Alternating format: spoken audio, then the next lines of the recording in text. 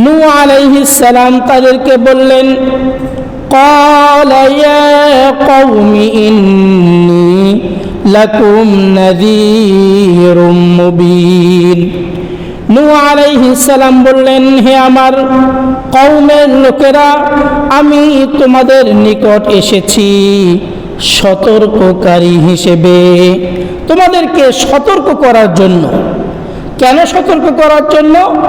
নূহ আলাইহিস সালামের সময় তার কওমের লোকেরা তারা মূর্তি পূজা, কবর পূজা নামক যেই কাজ, এই কাজটা তাদের সময় থেকেই শুরু হয়। মূর্তি পূজা, কবর পূজা ওই নূহ আলাইহিস সালামের কওমের লোকেরা শুরু করে। তো ওই সমস্ত মানুষদেরকে সতর্ক করার জন্য আল্লাহ তাআলা নূহ আলাইহিস সালামকে পাঠালেন। এবার নূহ আলাইহিস সালাম তিনি বলছেন, ইয়া রব্বুল আলামিন, আমি আমার কওমের লোকদেরকে রাত্রে দিনে সব সময় তাদেরকে আমি ইসলামের দাওয়াত দিতাম, রাত্রেও দিতাম, দিনেও দিতাম। নূহ আলাইহিস সালাম বলেন, ওয়া ইন্নী দাউতু কওমি লাইলান ওয়া নাহারা, আমি আমার কওমের লোকদেরকে রাত্রে দিনে সব সময় তাদেরকে দাওয়াত দিতাম, কিন্তু আমার দাওয়াত তারা শোনে না। তাদেরকে আমি ডাকি যে ইসলামের পথে আসো, কিন্তু তারা আমার কথা শুনে না। এমনকি আমি তাদেরকে প্রকাশ্যে দাওয়াত দিয়েছি, গোপনে গোপনে দাওয়াত দিয়েছি। আল্লাহ রাব্বুল আলামিন বলেন, সুম্মা ইন্নী দাউতুহুম জিহারা সুম্মা ইন্নী আলানতু লাহুম ওয়া আসরারতু লাহুম ইসরারা। আমি তাদেরকে উচ্চ স্বরে দাওয়াত দিয়েছি, প্রকাশ্যে দাওয়াত দিয়েছি, গোপনে দাওয়াত দিয়েছি, সব রকমেই আমি তাদেরকে দাওয়াত দিয়েছি। আমি তাদেরকে চেষ্টা করেছি ইসলামের পথে আনার জন্য, কিন্তু তারা কি করত? তারা ওয়া ইন্নী কুল্লামা দাউতুহুম লিতাগফিরা লাহুম জাআলু আসাবিআহুম ফি আযানিহিম, যখন আমি তাদেরকে ইসলামের দাওয়াত দিতাম, তারা তাদের আঙ্গুল দুইটা কানের মধ্যে ঢুকায় রাখত, আমার কথা যেন তারা শুনতে না পায়, কানের মধ্যে দিয়ে রাখতো, যেন নূহ আলাইহিস সালামের ইসলামের দাওয়াতের যে আওয়াজ, এই আওয়াজটা যেন না আসে। নূহ আলাইহিস সালাম আবার বলছেন, আমি যখন তাদেরকে দাওয়াত দিতাম, আমি যখন তাদের সামনাসামনি হয়ে তাদের সম্মুখে গিয়ে দাওয়াত দিতাম, তখন ওয়াস্তাগশাউ সিয়াবাহুম ওয়া আসররু ওয়াস্তাকবারু ইস্তিকবারা, তাদের কাপড় দিয়ে তাদের চেহারাটাকে তারা ঢেকে রাখতেন যেন আমি তাদেরকে চিনতে না পারি। চিন্তা করেন, নবীদের দাওয়াত কানে না আসার জন্য আঙ্গুল দিয়ে কানটা ধরে রাখত। আবার যখন নবী সামনে এসে দাওয়াত দিতেন, তখন ওয়াস্তাগশাউ সিয়াবাহুম ওয়া আসররু ওয়াস্তাকবারু ইস্তিকবারা, তাদের কাপড় দিয়ে, রুমাল দিয়ে, তাদের জামা দিয়ে তাদের মুখটাকে ঢেকে রাখত। শুধু তাই নয়, নূহ আলাইহিস সালাম বলছেন, যখন আমি তাদেরকে ডাকতাম ইসলামের দাওয়াত দেওয়ার জন্য, তখন তারা আমার থেকে পলায়ন করে চলে যেত। ফালাম ইয়াজিদহুম দুআই ইল্লা ফিরারা, তারা পালিয়ে যেত, আমার কাছে আসতো না, আমার কথা শুনতো না, আর তারা সর্বদাই আমার ক্ষতি করার চেষ্টা করত। নূহ আলাইহিস সালামের কওমরা ওই নবীকে মারার চেষ্টা করত। তারা বলেছিল, ক্বালু লা ইল্লাম তানতাহি ইয়া নূহ লাতাকুনান্না মিনাল মারজুমিন। তারা বলে যে, হে নূহ, তুমি যদি আমাদেরকে ইসলামের দাওয়াত দাও আর এই দাওয়াত দেওয়াটা বন্ধ না করো, আমরা তোমাকে পাথর মেরে মেরে তোমাকে দুনিয়া থেকে বিদায় করে দেব, হত্যা করে দেব। নূহ আলাইহিস সালাম 950 বছর দাওয়াত দিয়েছে। কত বছর? 950 বছর দাওয়াত দেওয়ার পরে মাত্র 80 থেকে 82 জন ইসলামের পথে এসেছেন, মাত্র 80 থেকে 82 জন। এবার যখন নূহ আলাইহিস সালাম আর সহ্য করতে পারলেন না, ধৈর্য হারা হয়ে গেলেন, তখন নূহ আলাইহিস সালাম তিনি বললেন, ইয়া রব্বুল আলামিন, وقال نوح رب لا تذر على الأرض من الكافرين ديارا। হে আল্লাহ, আপনি এই জাতিকে, এই কাফেরদেরকে আপনি ধ্বংস করে দিন, কাউকে রেহাই দিবেন না, কাউকে রেহাই দিবেন না, সবাইকে ধ্বংস করে দেন। ধ্বংস করার দোয়া করতেছে নবী তার উম্মতের। চিন্তা করেন, কিন্তু আমাদের নবী মুহাম্মদুর রাসূলুল্লাহ সাল্লাল্লাহু আলাইহি ওয়াসাল্লাম যখন তায়েফের ময়দানে গিয়েছিলেন ইসলামের দাওয়াত নিয়ে, সেখানে ওই তায়েফের মানুষেরা আমাদের নবীকে এমন করে পাথর নিক্ষেপ করেছিল, শুধু তারা নয়, তাদের ছোট্ট ছোট্ট বালকদেরকে, নাবালক সন্তানদেরকে বলেছিল যে তোমরা মুহাম্মদকে পাথর মারো। সে একটা পাগল। আল্লাহর রাসূলকে এমন ভাবে পাথর মারা হয়েছিল, আল্লাহর রাসূল তিনার শরীর মোবারক থেকে রক্ত পড়ে পড়ে পায়ের 2টা জুতা ভরে গিয়েছিল, 2টা জুতা ভরে গেছে। এবার জিবরাইল ডাক দিয়ে বলছেন, ইয়া রাসূলুল্লাহ, ইয়া হাবিবাল্লাহ, আপনি আমাকে একবার হুকুম দেন, আমি এই তায়েফবাসীকে একবারে ধ্বংস করে মাটির নিচে ঢুকিয়ে দিই। কিন্তু আল্লাহর রাসূল বলেছিলেন, জিবরাইল, তায়েফবাসী আজকে তারা বুঝতেছে না, কিন্তু তাদের প্রজন্ম যারা আসবে, তাদের সন্তান যারা দুনিয়াতে আসবে, তারা তো এক সময় ইসলাম গ্রহণ করবে। এটা আল্লাহর রাসূল বলেছিলেন। নূহ আলাইহিস সালাম বলছেন, ওয়াকালা নূহুর রাব্বি লা তাজার আলাল আরদি মিনাল কাফিরিনা দাইয়ারা। হে আল্লাহ, আপনি এই কাফেরদেরকে ধ্বংস করে দেন, ধ্বংস করে দেন। কোন নবী কোন উম্মতের ব্যাপারে ধ্বংসের দোয়া করে না, তবে কোন পর্যায়ে গেলে তার উম্মতের জন্য ধ্বংসের দোয়া করে চিন্তা করেন। এবং নূহ আলাইহিস সালাম এটাও বলেছিলেন, ইন্নাকা ইন তাজারহুম ইউদিল্লু ইবাদাকা ওয়া লা ইয়ালিদু ইল্লা ফাজিরুন কাফারা।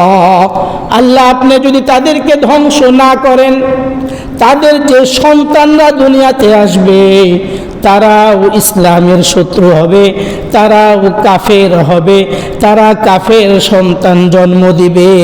এজন্য আপনি তাদেরকে ধ্বংস করে দেন। এবার আল্লাহ তাআলা বলছেন, ঠিক আছে, হে নূহ, তুমি ধ্বংসের কথা বলছো, আমি ধ্বংস করব। তুমি তাহলে একটা নৌকা তৈরি করো। ওয়াসনাইল ফুলকা বিআইউনিনা ওয়া ওয়াহয়িনা। আল্লাহ বলেন, তুমি আমার জিবরাইলের তত্ত্বাবধানে একটা নৌকা তৈরি করো। এবার নবী নূহ আলাইহিস সালাম নৌকা তৈরি করবেন। আল্লাহ তাআলাকে বলছেন, ইয়া রাব্বুল আলামিন, কাঠ দিয়ে না স্টিল দিয়ে? তখন আল্লাহ বললেন, কাঠ দিয়ে তৈরি করো।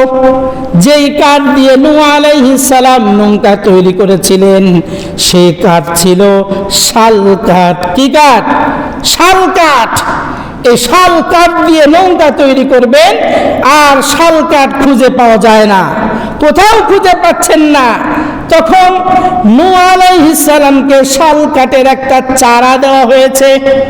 ওই চারাটা রোপণ করার পরে দীর্ঘ 20 বছর পরে, বিভিন্ন রিওয়ায়াত আছে যে কেউ বলেছেন 20 বছর, কেউ বলেছেন 40 বছর, আবার কেউ বলেছেন 80 বছর সময় লেগেছে ওই শাল কাঠটা বড় হতে। কাঠ রূপী হওয়ার জন্য 20 অথবা 40 অথবা 80 বছর সময় লাগছে।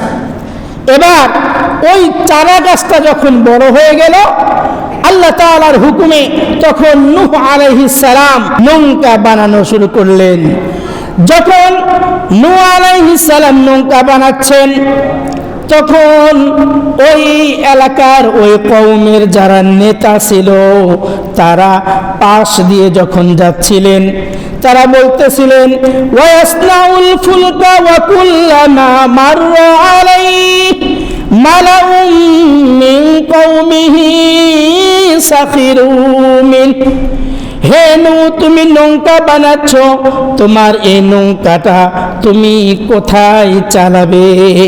ঠাট্টা করতেছে, তোমার এই নৌকা, এখন তো রোদ, ঠাঠা রোদ, এই রোদে তুমি কোথায় নৌকা চালাবে? রাস্তায়?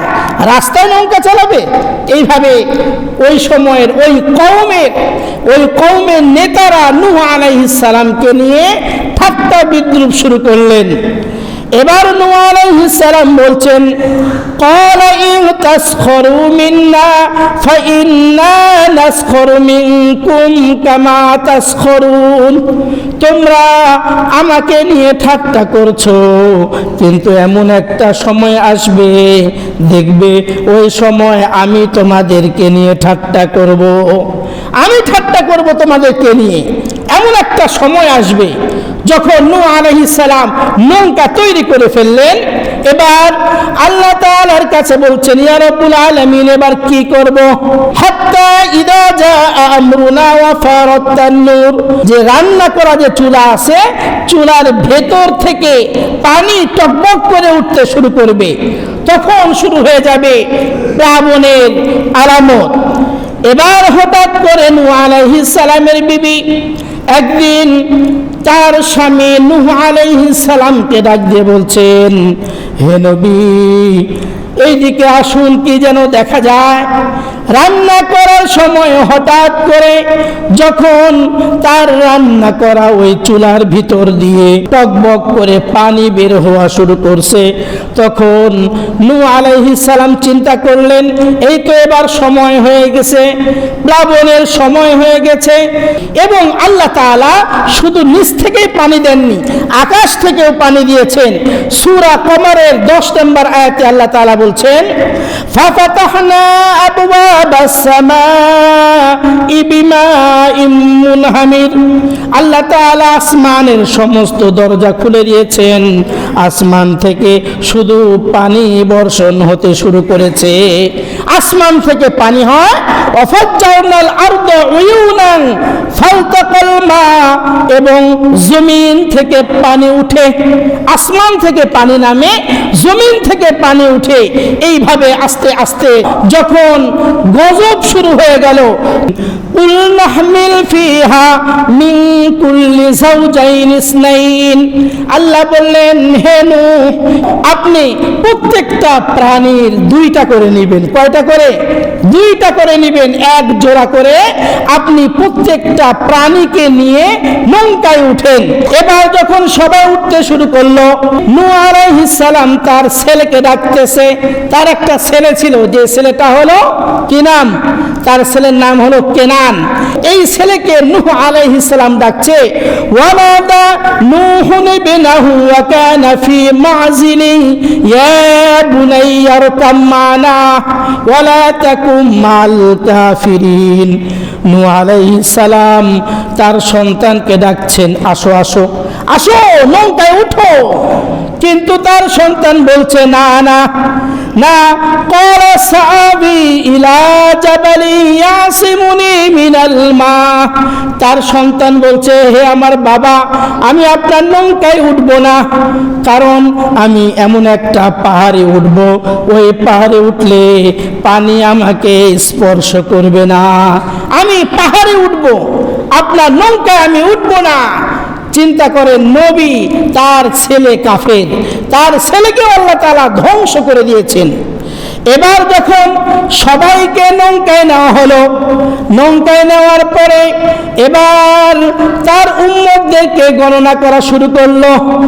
গণনা করতে করতে করতে করতে দেখে একটা উম্মত কম হয়েছে। এবার কে কম হলো, কে নৌকায় উঠেনি তাকে খোঁজ করা শুরু করছেন। হযরত নূহ আলাইহিস সালাম দেখলেন তার একজন বুড়িমা, একজন মহিলা, ওই মহিলাটা নৌকায় উঠে নাই।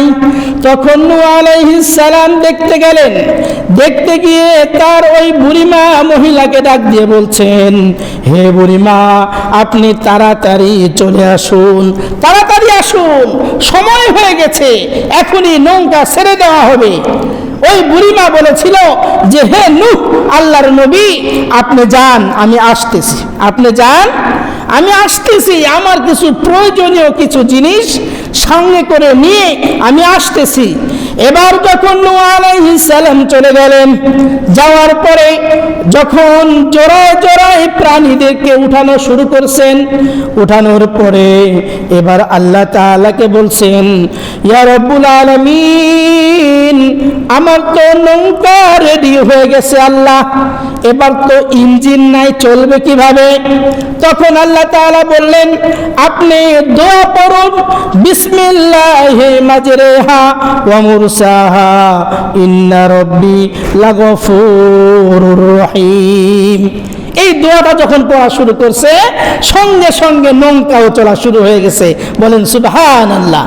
এখন নৌকা চলতেছে, এমন একটা পাহাড়ের উপরে এই নৌকাটা যখন স্থির হলো, সেই পাহাড়ের নাম আল্লাহ তাআলা কোরআনে উল্লেখ করলেন ওয়াস্তাওয়াত আলাল জুদি। জুদি নামক একটা পাহাড়ে এই নৌকাটা অবস্থান করেছে। এই জুদি পাহাড় কোথায়? ইরাকের মুসেন নগরীর ইবনে ওমর দ্বীপের উত্তরে একটা পাহাড়, যেই পাহাড়ের আরেকটা নাম আছে, সে নামটা হলো আরায়ান। এই জুদি নামক পাহাড়ে এসে নৌকাটা স্থির হলো। এবার যখন স্থির হয়ে গেছে, আল্লাহ রাব্বুল আলামিন বলেন, ওয়াকিলা ইয়া আরদু বলাই মাকি ওয়া ইয়া সামাউ আকলিই। আল্লাহ তাআলা বললেন, হে জমিন, তুমি তোমার পানি তুমি যা দিয়েছিলে, তোমার ভেতর থেকে যত পানি উপরে উঠেছিল, তোমার পানিগুলি তুমি নিয়ে নাও। এবার আল্লাহ বললেন, আসমান, তোমার ভেতর থেকে যা পানি তুমি দিয়েছিলে, তোমার পানিগুলি তুমি নিয়ে নাও।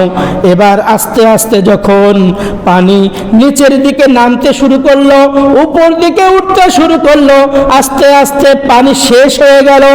শেষ হবার পরে এবার আল্লাহ তাআলা বললেন, হে আমার নবী নূহ আলাইহিস সালাম, এবার আপনি দুনিয়াতে যেতে পারেন।